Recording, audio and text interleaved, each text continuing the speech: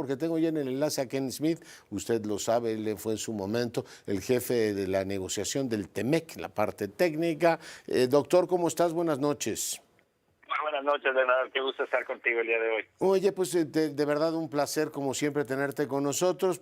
Pedirte tu evaluación sobre la forma en que Estados Unidos ha venido efectivamente, el Estados Unidos de Trump, pues negociando. Ahora tenemos el caso japonés, si en este caso su política comercial, si esto nos sirve como laboratorio de experimentación para lo que viene con nosotros. Y después preguntarte sobre un dato. Hoy la presidenta dijo que el comercio en América del Norte, en este caso, el que tenemos protegido por el TEMEC es hasta el 75%. Yo había oído cifras menores, ¿no? Que el comercio, por ejemplo, bilateral México-Estados Unidos andaba en torno a la mitad que estaba protegido por el TEMEC. Pero tú eres el experto, ayúdanos a entender si lo que se negoció con Japón y otros países es un presagio de lo que viene con México y Canadá, y este tema de que, en fin, ¿cómo estás viendo el escenario? Sí, muchas gracias, Leonardo. Pues mira, yo lo que te puedo decir es que, en efecto, las negociaciones que está llevando a cabo Estados Unidos con diversos países y, de hecho, en términos generales, la política arancelaria agresiva que ha implementado, pues es una buena indicación, una guía útil para entender por dónde vienen las prioridades de Estados Unidos en las negociaciones con sus principales socios comerciales y cómo nos podría afectar en la revisión del TEMEC el próximo año.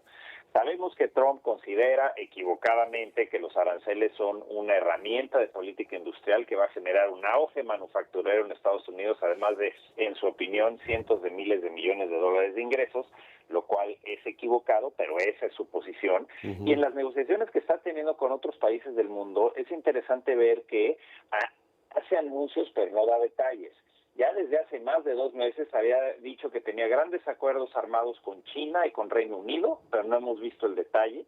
Básicamente lo que ha hecho cuando los países empiezan a negociar un acuerdo comercial, establecen términos de referencia, es decir, objetivos concretos a los que quieren llegar, y después inician las negociaciones, que por lo general son complicadas y pueden tomar varios meses, si no es que años. Aquí lo que está haciendo Estados Unidos de alguna manera es poniendo la carreta antes de los caballos y diciendo, ya tengo acuerdos en múltiples sectores, va a haber enormes inversiones de Japón comprometidas para entrar a Estados Unidos, y lo interesante es que les mantiene los aranceles recíprocos, es decir, estas negociaciones no llegan a situaciones de libre comercio, ni a nivel sectorial ni a nivel general. Y eso es importante porque México debe ser muy insistente con Estados Unidos ahora que está tratando de negociar una salida a este problema de aranceles que tenemos encima, que no aceptemos que el futuro del TEMEC parta de la discusión de que los aranceles de Estados Unidos ya son un hecho dado, un fait accompli, como se dice en el argot comercial, y que insistamos en que se tiene que respetar lo que negociamos. El TEMEC es el único acuerdo donde 2 países, México y Canadá, tienen acceso irrestricto y no pagan arancel en ningún producto que se comercie con Estados Unidos. Entonces, es una contradicción en términos, ¿no? Si tienes libre comercio, pero con aranceles, que es como estar casado con unión libre, ¿no? Así es, y de alguna manera estamos viendo que no está dispuesto a eliminar los aranceles. Ya habíamos escuchado de ciertos funcionarios de la representación comercial y exfuncionarios de gobierno y sector privado estadounidense que Trump está casado con la idea de, en estas negociaciones, mantener algún tipo ya sea de aranceles, esos aranceles base. Con Japón está diciendo que van a ser 15%, 15, sí. Con Reino Unido hablaba de un 10% garantizado, a pesar de que los demás países den concesiones. Entonces, esto nos muestra que trae una política comercial muy agresiva, no es una negociación que esté balanceada. Sí hemos obtenido, hay que reconocerlo, que la estrategia de negociación y no confrontación de la presidenta Sheinbaum, pues sí ha logrado que tengamos una exclusión parcial para aquellos productos que cumplen con la regla de origen del tratado. Pero esa la tiene también Canadá, ¿no? Sí, lo tiene Canadá, lo tiene México, pero Estados Unidos no respetó los demás tratados que tiene. Por ejemplo, no le da ese tipo de exclusión parcial, llamémosle, ni a Corea, ni a Colombia, ni a Perú, ni a Chile, países con los que tiene TLCs. Entonces, sí ha habido un trato preferencial para México y Canadá parcial, creo yo, por la presión a nivel doméstico en Estados Unidos de los sectores productivos que saben que dependen del mercado mexicano y canadiense y sobre todo de los insumos mexicanos para la producción en Estados Unidos.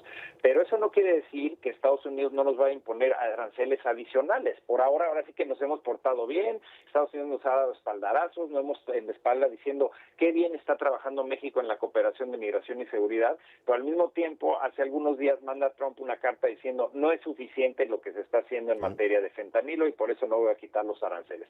Entonces, es un juego permanente, muy perverso por parte de Trump, prometiendo concesiones pero nunca dándolas, y hay que recordar que Estados Unidos está llevando a cabo en este momento 7 investigaciones en sectores clave para la economía mexicana por seguridad nacional. Ya anunció que en cobre y farmacéuticos va a imponer aranceles a todo el mundo, aranceles prohibitivos en algunos casos en el sector farmacéutico de 200%, y está llevando a cabo investigaciones en camiones pesados, en semiconductores, en madera y muchos productos más. Entonces, es importante que México trate de obtener una exclusión total del TEMEC, de este universo de aranceles que Estados Unidos está imponiendo, para entonces, a principios del año entrante, cuando empiece la discusión sobre el TEMEC, que sí podamos tener una plática, que empiece una revisión que probablemente se convierta en una renegociación, como lo señaló el secretario de Comercio Lutnick, pero que parta del principio de que vamos a preservar el libre comercio. Eso yo creo que es una línea roja que sobre la cual debe insistir México. Pero ya la entrevista del secretario de Comercio el fin de semana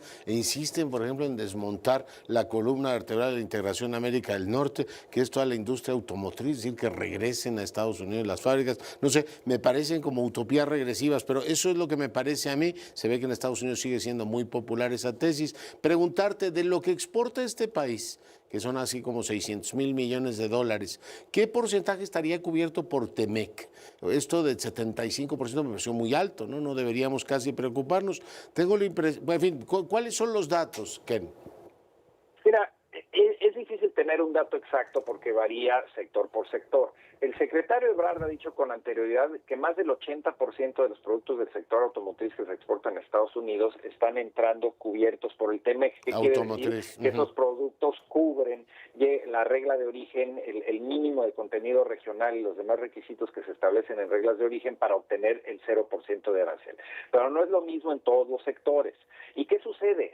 Anteriormente, más o menos el 50% de la totalidad de los productos que se exportaban a Estados Unidos solicitaban la preferencia del TEMEC porque los aranceles que pagaban, aunque no pidieran la preferencia del TEMEC, eran inferiores al 2%. Estados Unidos había reducido los aranceles que le cobra al resto del mundo significativamente en las últimas décadas.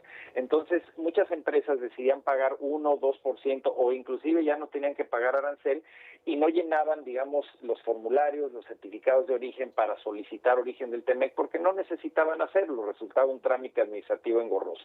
Pero de la noche a la mañana llega Trump y sube los aranceles para lo que no cumpla con TEMEC a 25%, y eso mete a muchas empresas en problemas. Yo creo que la realidad, estamos viendo más o menos un 50-52% que sí cumple con TEMEC y por lo tanto no está pagando arancel, y el resto sí está sujeto a aranceles. Y ¿sabes qué? Lo más dañino, y eso hay que señalarlo, no es lo más lo que dice en papel en la orden ejecutiva que establece cierto porcentaje de arancel, tiene que ver también con la incertidumbre de que día con día y dependiendo del estado de ánimo del inquilino de la Casa Blanca, te puede incrementar los aranceles aún más, y eso es lo que hace muy difíciles las decisiones comerciales de las empresas. Pregunta nuevamente al experto, nos decías que una cosa es efectivamente anunciar un objetivo, después ya la negociación técnica te lleva varios meses, incluida digamos, la traducción a los distintos idiomas, lo está negociando, pero administrar un aparato de, ¿cómo se llama?, de aranceles de ese tamaño que va variando día con día, es absolutamente irreal, Ken. Es muy complicado, ha metido en severos problemas a la administración Trump, a sus propias autoridades aduaneras, y por ejemplo ahorita hay una incertidumbre más, o sea, una capa más de incertidumbre.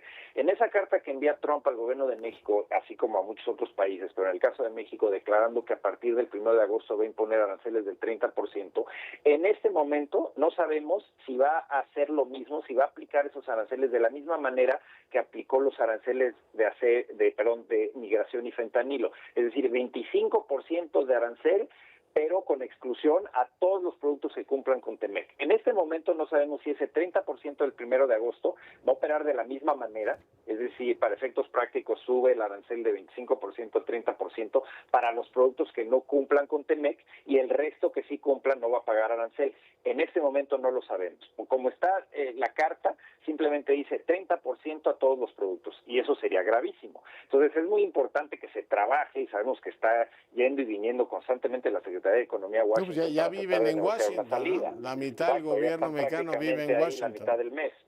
Y es muy importante aclarar eso, es decir, uno, que haya una exclusión total, es decir, los productos que cumplan con TEMEC que estén excluidos de ese arancel, y eso nos va a dar una ventaja, o nos daría una ventaja muy importante con respecto al resto del mundo. Pero en este momento hay incertidumbre aún sobre cómo se van a aplicar esos aranceles, y repito, hay 7 investigaciones adicionales a esos aranceles del 30% que promete para el 1 de agosto, hay investigaciones adicionales en sectores muy importantes como camiones pesados, semiconductores, minerales, cobre, que ya salió la orden ejecutiva, etcétera. Entonces, el primer paso para México es quitarnos de encima este bloque de aranceles que tenemos, acero y aluminio, automotriz y migración y fentanilo, y que no haya aranceles adicionales. A partir de ahí podríamos tener una revisión y posiblemente una renegociación exitosa del TEMEC el próximo año, partiendo del principio de lo que se va a perseguir es libre comercio en todos los productos. Muy bien, pues te agradezco mucho el tiempo que has estado esta noche con nosotros.